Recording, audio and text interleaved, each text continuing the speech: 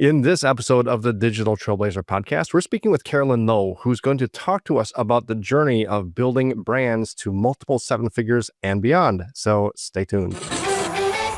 If you want to build a legitimate, profitable online business without shiny objects, without the hypey gimmicks, and without the stress and overwhelm, if you want to make more money without having to be present online all day, every day, pumping out content that nobody sees and hustling DMs to generate leads and sales, then this is the place for you.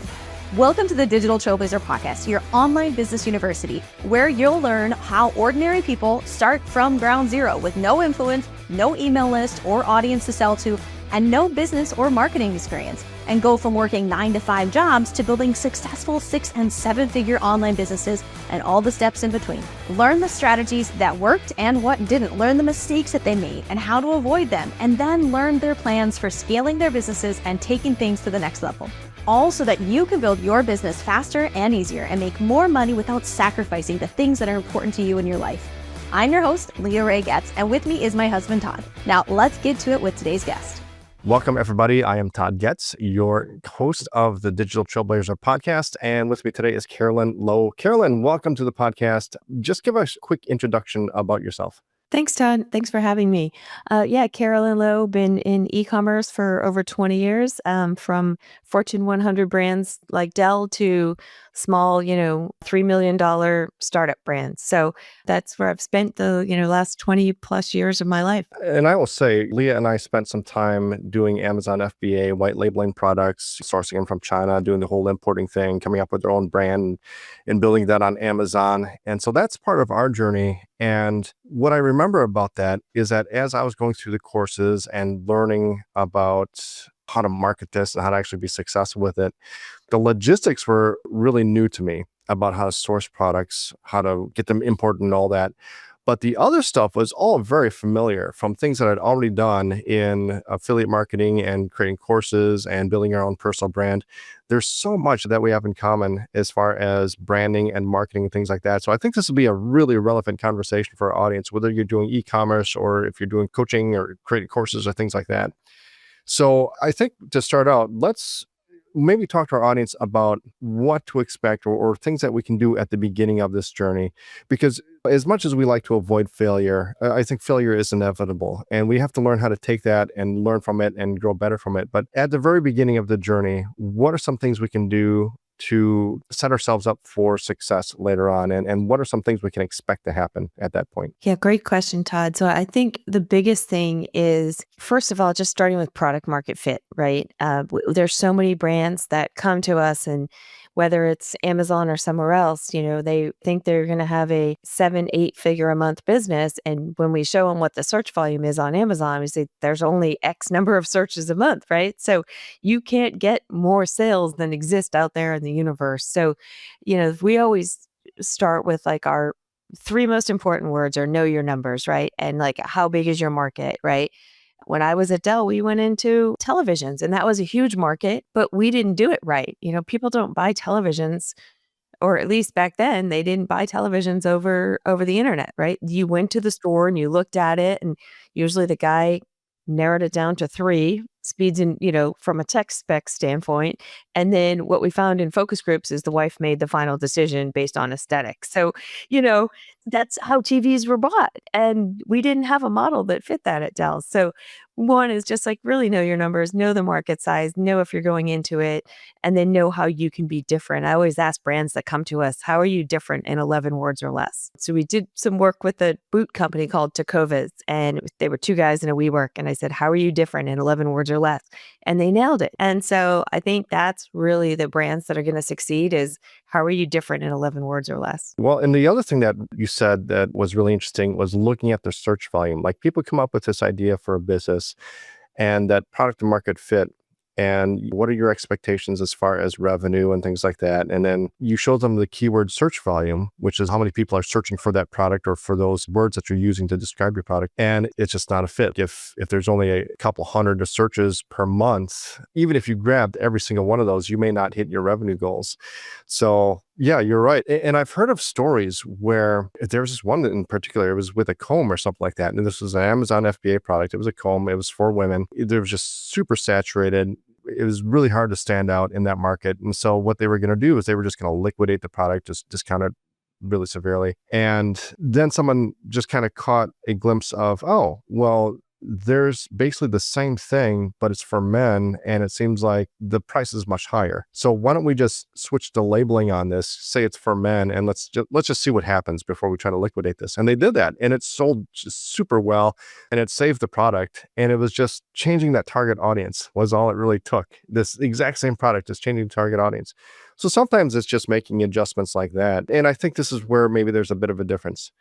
So with the people that we work with, which is typically coaches, course creators, people who are doing more service-based type of educational products and services, typically what we tell people is to decide who you want to work with and then tailor your messaging towards them. Versus, I think if you're doing more of an Amazon FBA thing, it's not necessarily who do you want to sell to. It's more along the lines of, if somebody's buying it, then let's sell it to them. Is that right? Yeah, it's really, Amazon is still 70% non-brand keyword search volume driven, right? You don't go to Amazon and say, show me some things I might like to buy, right?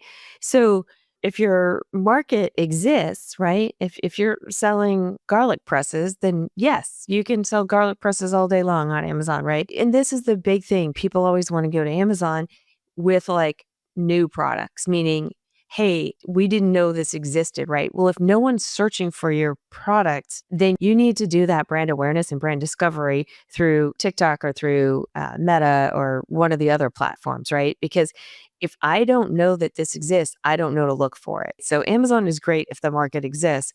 It's really hard to build a market on Amazon. Now, what about doing other things? Let's say you've got something that is maybe more novelty, because I think I've seen this where maybe there isn't search word volume for it. But if you do maybe, for example, like some influencer marketing, and an influencer kind of shows, hey, this is a cool new thing, new gadget or whatever. So even though there isn't search volume for it, could you do something like that? Or is that maybe too big of a risk? Or how would you navigate something like that? Yeah, I love affiliates. I don't love influencers. So affiliates I love because they're obviously pay to play, right? Like you only get paid when someone buys something, versus an influencer who might talk about your product one day and then your competitor product the next day. So Amazon actually realizes this and really rewards off Amazon traffic. So normally you pay a 15% referral fee on everything you sell to Amazon because, hey, it's their platform. They've got all the people. If you bring your own traffic, they give you 10% of that back. So you're only paying Amazon 5%, and then you can pay the affiliate 10%. So with sort of crowded categories or, where you're going up against, there's a baby food brand that we worked with, and they said, people don't know to look for this. And they're going up against Gerber and, all these organic brands that have huge, deep pockets. And so what they did is they went and did a affiliate strategy, but drove everything to Amazon. So they were only paying 5% to Amazon for the referral fee, and then they were giving the 10% to the affiliate. So that's a great way to use affiliates now for Amazon, especially since they reward you with lower referral fees. Is that just for physical products like that, or do they do that for books and like Kindle Direct to Publish and all that stuff too?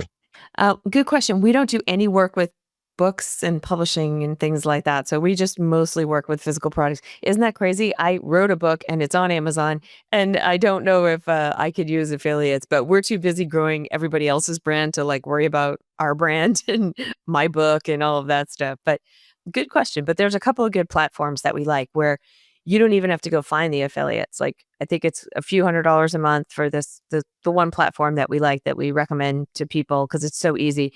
You just say, hey, I want everybody who, say you're a baby food brand, I want everybody that has every, affiliate that has kids under the age of 2. And then you can look at all their profiles, you can look at their engagement rates, you can look at everything. And then you just reach out to them and then send them your product or tell them about your product and all of that. And then they do all the posting for you. They pay all the affiliates. And so it's really become seamless. And I love that there's one that's specific for Amazon now. Well, and that thing with the affiliates with Amazon, that's a fairly new thing, isn't it? The company that we usually recommend is about 2 years old, 2 or 3 years old. So yeah, but it's gaining traction. And I think a lot of people don't use it because they think, well, I'm already paying Amazon these fees. I can't afford to pay an affiliate. And why would I drive that affiliate traffic to Amazon when I can't have a relationship with the customer? But especially in those big categories like mom and baby, where they prefer Amazon and Target, it's so much easier to buy from Amazon, get it on a subscription, And maybe you pay that affiliate the first time, but then they subscribe and then boom, you're done. You've got a massive lifetime value from that customer. Well, and I was even referring to the concept of Amazon refunding or paying you some of those affiliate or what is it, the fees The referral fees, right? for driving the traffic yourself. Because that was the thing when I forget what year was it when we got started with the Amazon FBA stuff. But at that time, there was no such thing. And it was at a point where a lot of people were jumping into the Amazon FBA space. And in order to rank your products organically, it was very difficult to do. And so more and more people were just turning to pay-per-click ads. And then even beyond that, people were saying, well, the pay-per-click ads are so expensive now. And then with Amazon's fees and the storage fees and all that stuff, it's more profitable to just sell your stuff off of Amazon. And so people are starting to teach other ways to sell through other websites and things like that. And I think probably Amazon saw that and they were saying that they were losing market share, which is probably why they introduced this thing about driving traffic and getting your some of those fees refunded. Which kind of brings me to my next thing about the changing marketplace, because I think what a lot of people expect, especially if you don't have previous business experience, is that when you start a business, you're going to start doing things one way. And if it works, then that's just the way that you do it forever. That's not necessarily the case. There's a part of business about that involves being adaptable because the market is always changing. And with technology the way it is now, it's changing even faster and faster. And so I see Amazon responding to different market conditions. And then in response, marketers and brands are changing their strategies as well. So rather than driving traffic towards one place, they're driving it back to Amazon now. So let's maybe talk about that, about being adaptable and some of the ways that we can maybe stay on top of the game, because it's real easy, especially if you start doing something and you have some success. It's real easy to kind of get comfortable, sit back and just want to relax for a bit. But if you do that, I think you're going to be left behind. It's true because, like you said, the platform changes, searches change, like all kinds of things change pretty quickly on Amazon. That's why I think a lot of people partner with us because they don't want to spend their whole life trying to figure out, what did Amazon change or why can't I do this anymore? There's changes to the algorithm. There's changes to what you can say and not say. We have a list of banned words on our website, on one of our blogs, because these are words that'll get you shut down. If you put the word antibacterial in your listing and you don't have the documentation, you'll get shut down. So it's constantly changing like that. And so I think, like you said, you have to stay ahead of it and sort of stay one step ahead and not sit back, because one day a competitor might wake up. We did this with an over-the-counter brand of pain relief, and, the 8 million pound gorilla, huge public company woke up one day and said, wow, this little brand is selling a lot. This brand just got acquired for a massive exit with 4 employees. So, and they were 90% Amazon. Yeah, the underlying principles of what we need to do to market a business, those never change. But it's the strategies that we use that deliver your message, that convert to sale. Those are constantly changing. One good example is with all these new social media platforms popping up. Now, I was just talking to somebody earlier today about just a few years ago, and it was Facebook and Google and YouTube, and that was it. Or maybe Instagram even. And now we've got TikTok, we've got, all these other things coming along, different ways to market, and the AI is disrupting search results on Google and stuff like that. And so there's so many other things. LinkedIn is really coming into its own now, especially for coaches and course creators. But there's just so many things that we need to be prepared for. And even the strategies, like I've seen ad strategies change as far as how are we booking calls for coaching clients. And I'm sure it's been the same with Amazon. Like I said, at first it was the organic search. And then when that started to get crowded, people went towards pay-per-click, and then that started getting crowded and the cost per click started going up. And now people are marketing off of Amazon, and now Amazon is changing their thing.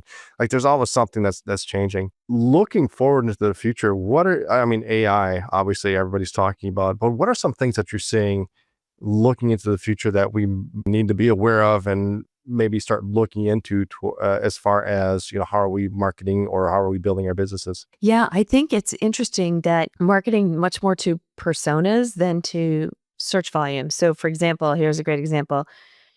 If you search for sunscreen and you're a single male and you've bought a lot of backpacking equipment, right? Amazon has probably the most data about us. They know all of our purchases. They can infer, what age your family is by all of your purchases, right? And so if you're a single male and and they know that you're a hiker and you search for sunscreen, you'll get served up a listing with 30 individual travel size sunscreens. If they know that you're a mom with 3 kids, you search for sunscreen and you get served up the 50-ounce pump of Supergoop sunscreen that's kid friendly, right? So now it's not just about keywords. It's like you really need to sell to personas, right? And if your sunscreen works for all these people, what I've seen most of the times people don't do is use the images to actually convert people, right? So that's the biggest thing we found. We see like 30-40% lifts when we change the product detail images and the A+ content, at the bottom of the page. You've got to answer all those customers' questions. So Amazon's AI Rufus is asking those questions like, is this sunscreen safe for Hawaiian reefs? So you've got to anticipate not only market to personas, but you also have to anticipate every single thing that people could be asking and making sure you answer all of that on your product detail page. A lot of times you go to buy a product, right? And you're like, I wonder if this does this, or can I use it with this, right? And that's what people don't do. If you can't get all their questions answered, they're not going to convert. They're not going to buy from you. So that's the biggest thing that we are doing with images, copy, the Q&A modules. Like people that aren't using the Q&A modules are just missing out because the AI index all of those. Like, does this work with? How do I use this? That's what we're seeing a lot more of. Interesting. So you're doing all that on the same product page, or have you looked into maybe taking the same product and repackaging it for a different persona? There's multiple ones that you can do, right? So you could do the same thing. Hey, they land on this page and there's the 30 pack of the travel, and then there's the single pack of the larger one. So you can put them all in one family variation based on different sizes, right? Sizes it counts. But we did this, like you said, like we call it product cloning, where if you take a product like you did with the comb, right? And then you just you get a new GS1 UPC code and then you just rebrand it as something else. We did this with a grip tape. People were using it like on the back of their phones and things. And then through reading, we use AI to read all the reviews and people are saying, this works great on my kitchen, on my cutting board. So we duplicated it, same product, called it Chef's Grip Tape. And then all the imagery was in the kitchen, cutting boards, like everything that you can use it for in the kitchen. So the sales, we didn't lose any sales on the original product. And the new products actually had triple the sales of the original product. So just by cloning it and finding another use for an existing product. So there's a couple examples where we've done that really successfully, where you take one product and then you find out people are using it for another use. And then, so it went from sort of, I forget what category it was in before as just grip tape, but then it went into the kitchen category when we not rebranded, but spun up another product called kitchen grip tape. Yeah, that whole idea of catering the page and the listing and the images and the copywriting towards a specific persona, it's so important. We do this exact same thing with lead generation pages and things like that in our webinars. So many times we'll have clients come in, they might be a weight loss coach, they might be a life coach or something like that, and they're marketing very generically. They're a weight loss coach and, I can help anybody lose weight. Well, yeah, I'm sure that's true, but the people who are coming to you want to feel like you could help them in their specific situation. So, for example, if you have a woman who is middle-aged and she's overweight, the reasons that she thinks she's overweight is going to be very different from some guy in his early 20s who's never been athletic in his entire life, who's been playing video games and eating Cheetos the whole time. If he wants to lose weight, you're going to market him in a very different way than the middle-aged woman who's had 3 kids and so forth and so on. You need to market to them in very different ways. If you try to market to them both in the exact same way, you're not going to get either sale. But if you take the exact same product, but create 2 different landing pages for it, create 2 separate webinars for it, yeah, it's double the work, but you're going to get double the sales. So like you said, you have to market to the persona. I'm so glad you said that because it's true no matter what you're marketing. Yeah. exactly. And we do some stuff that B2B as well, and we call them the unsexy brands, but we love unsexy brands because there's a huge market for these unsexy brands like fence posts. And it's amazing by changing the imagery and showing this imagery and talking to this DIY home persona, how their sales have tripled in the last 2 years. So that's what we love doing. Is just sort of figuring out what the right strategy is, implementing that strategy, and then just watching people be over the moon happy. So we talked about looking at product market fit and marketing towards personas. What are some other things that we need to do to start growing a business? Because I know a lot of people, especially in our niche, they're typically stuck. They get stuck around the 10,000 to 20,000 a month range as far as generating clients or product sales. And it's probably very different in e-commerce, depending on your product and all that. But in general, growing towards a seven-figure business, what are some things that we need to do once we have that product to market fit? We've identified the persona or personas that we're marketing to. What are the things we need to do to start growing towards multiple six figures and seven figures in our business? Yeah, great question. So, like again, like you said with coaches, you're right. I know a lot of them who tap out at like 400,000 a year, right? And so I love Cameron Harold's. He is great. So I'm part of Entrepreneurs Organization EO, which is global founder and CEO network. And what I love is like he's got this sort of step in program, right? It's like, okay, you can download the ebook for free, right? So you give him something of value for free. And then he's got the, hey, you can do this class, or then you can do on site. So it starts at like free to $800, like $795 for this course. And then you can do sort of that whole day immersive, and then it goes up to like $20,000 a day. So it starts at like 800. And so I think Cameron Harold does a really good job stepping people up the platform, right? You dip your toe in, hey, here's a free ebook or here's a free course, right? Or a free lecture or guide. And you just sort of move them up. Oh, I loved that 4-day class. Oh, I'd love for you to come and do an intensive one day with me. And like $10,000 a day is not a bad day's work. That's another thing, just the easy step by step, especially when you're selling something higher ticket. I know for a lot of people, like if you're selling an online course, $300 to $500 is kind of on the cheap end, and you can go up $1,000 or more. But to get somebody to a point where they're willing to invest that amount of money, it's not just showing them a product page and expecting them to buy the first time they see it. There's a process that needs to happen, especially with high ticket coaching. When you're asking for thousands of dollars, maybe even 5 figures or more to join a coaching program, again, it's not something where somebody's going to meet you for the first time and say, "Oh yeah, here you go, $10,000. Let's do this." Right? That's right. And I think that's why a lot of like traction and EOS coaches do that. That's their whole model is they do a free 90-minute meeting. They lay everything out and it doesn't cost you anything.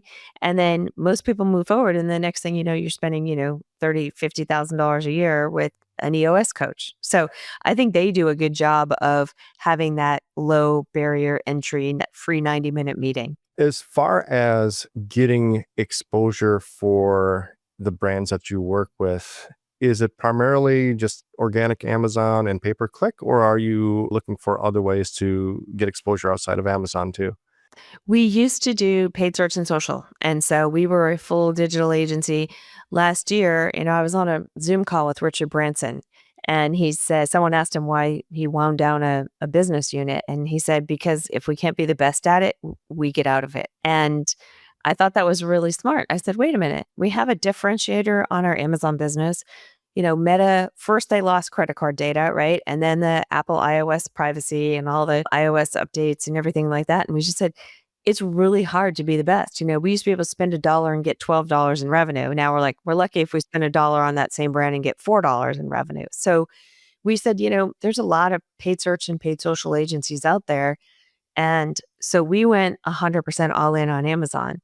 And so really our thing is we start in the US and then expand marketplaces. So it makes more sense to add more services in the same market than to go out and go try and get, Google and Meta clients again. And as you know, Meta, everyone's a creative, right? And so they're on their phone, they see an ad, they don't like it, or they don't like this word, or, so Google, most people leave you alone because not a lot of people understand Google, right? And all their craziness. So Amazon's the same way. They're like, great. If you're growing us 30, 50, 70% year on year, we are just happy to let you take the whole thing, manage it, deal with Amazon.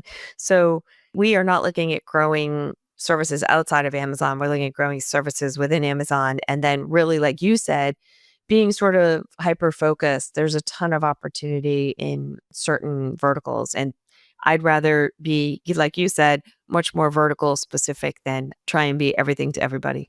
Now, you mentioned in there about like return on ad spend, being able to put $1 in, get 12 out, and now it's, put $1 in, get 4 out. Those are important numbers to know.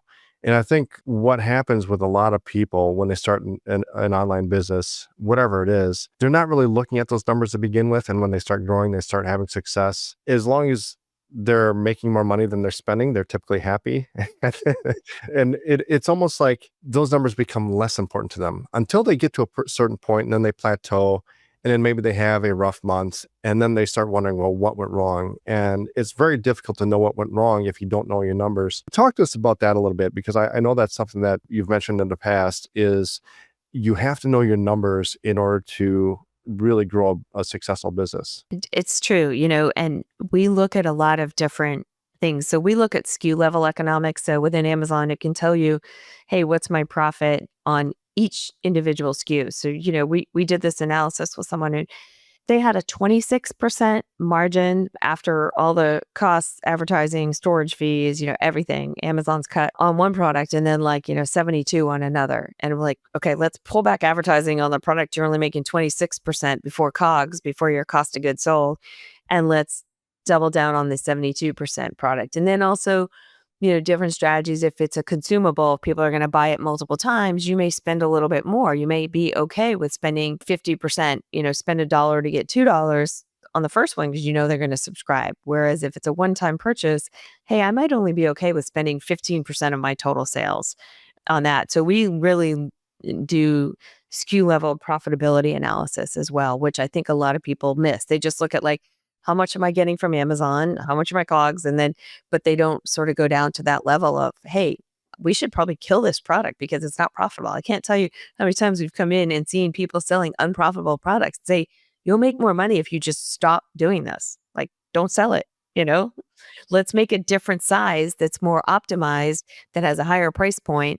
Maybe instead of going with an 18 count, you go with a 64 count of dishwasher tablets, right? Where you can make more money. So that's the biggest thing we see, is that people just don't know those SKU level economics, and they don't take advantage of a lot of the cash flow options that you can implement on Amazon. With Amazon, a lot of people will do credit card billing, but a lot of people, they default to taking the money out of your proceeds. Well, if Amazon pays you every 2 weeks and they take your ad spend out of your proceeds, you're only getting a little bit of money. Whereas if you put it on your credit card, you have 30 days to pay it. So Amazon pays you twice before you even have to pay your credit card bill, which helps with, obviously buying inventory and cash conversion cycle. So a lot of people miss some of these things that you can do. And then if you use I think it's the Amex Plum card, they give you 5% back on ad spend. So if you are spending on ads, right? Why don't you have a Amazon Plum card? I mean, Amex Plum card, And one of the things you mentioned there was the subscribe and save. That's something that I've heard can really increase the profitability, because not every product is enabled for that, but maybe should be. Yeah, exactly. And again, if your margin can support it, and most people can, I mean, I'd rather raise my price by 5% and then give that subscribe and save discount. And then you don't have to go get that customer every time. I play tennis, so I have energy gels and energy chews on subscribe and save, and it's great. They've got me for a customer, and every month they show up and I don't have to do anything, and they don't have to pay to get in front of me again. And so I highly recommend, if your product is a consumable, that it is on subscribe and save. I know that's one of the things we've been recommending towards our coaching clients, and even to the people who are doing online courses, is find some sort of recurring monthly membership that you can enroll people in as well. And what we like to do is to just offer that for free as a bonus, but for maybe the first month or the first 3 months. And if they don't cancel it, it just starts a recurring membership, because that is so important to have that baseline, even if it's not a lot. It may only be a couple $1,000s a month, but that's a couple $1,000 a month that you don't have to work for, right? And then maybe that covers your ad spend or something. But that's one of the things, especially with high ticket coaches. A lot of times we like to just sell a $5,000 or $10,000 coaching program, and then there's nothing else after. We don't have anything else as far as continuity or Yeah, what's the next staying in step front of after that? them. Yeah, I love that. I love that. And I think that that's really important because, I mean, who doesn't love mailbox money? I mean, that's mailbox money, right? And it's like, okay, join this group or whatever. It's $49.99 a month, and you get like 1 or 2 coaching calls, or you get a speaker, and so it's real easy to provide value and stay in front of them. And then like, oh, hey, I'm going through this challenge in my business or my personal life. Oh, who's the first person you're going to call? You're not going to call, like you said, Todd, the coach that you worked with like 12 months ago where they forgot all about you. So I love that idea. I think that's brilliant. There's so much that's in common as far as the marketing principles between e-commerce. No matter what you're selling, there's so many things that we're doing similar that people don't even realize. Another one was email list building. In order to build a very profitable Amazon business, and especially if it's something that you want to sell, building an email list is one of the most profitable things you could do, I think. It is. And so when I was working at a mom and baby company, I was running their Amazon. They had a fledgling little Amazon business. So I ran their email marketing, their Shopify website, their Facebook ads, their Google ads. This was like pre-Instagram ads and the same sort of thing. So when we launched, and I ran their Klaviyo, they were on MailChimp at the time, and I migrated them over to Klaviyo. And when we launched a product, we would do a 30% off promo to our email list, because it's just like when a product goes on a shelf, right? You want people to buy it immediately. So we would do that and drive them to that Amazon and sort of juice the sales, which is completely legal. You can give people a 30% promo. And so that really helped our ranking and velocity, but you couldn't do that if you didn't have a nice big email list. We're like, hey, limited time introductory offer. And instead of doing it, you don't want to discount on your own website. You're like, hey, this promo is good for a week on Amazon. And so yeah, there's so many ways to leverage your email list, right? And then people forward content and things like that too. So I'm a huge fan. Yeah, that's a good point, because when you're launching a brand new product, the first time you launch, you don't have an email list and all that. I know, or at least there used to be when I was doing this, there used to be services that would help you to launch your product for you. And the way that they did it is you would give people like 100% discount. Basically, they get the product for free. And they would be able to figure out how many sales you need to make in order to get to the first top 3 or 4 listings or whatever, right? For product results. And so not only would you have to give away the product for free, which is costing you money, but then you also had to pay how many thousands of dollars for them to run the promotion for you. So it's very costly. But the idea is that you would get ranked on the first page of search results, and then you'd be able to make organic sales after that. Now, if you don't build an email list, well, now you've got to do that every single time you launch a new product, and it's costing you. Versus if you've got an email list after that first launch, and you've got some socials that are bringing in more people to your email list, now you don't have to pay for that service anymore. You can give maybe a 20% discount or a 30% discount, and you can maybe break even, or maybe even still make a little bit of a profit.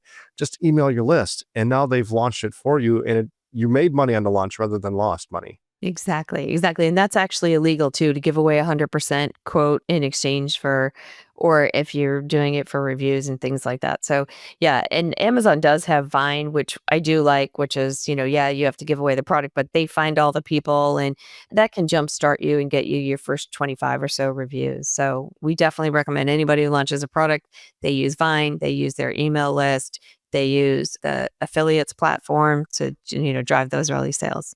And like I said, I keep drawing comparisons, but with coaches and course creators and things like that too.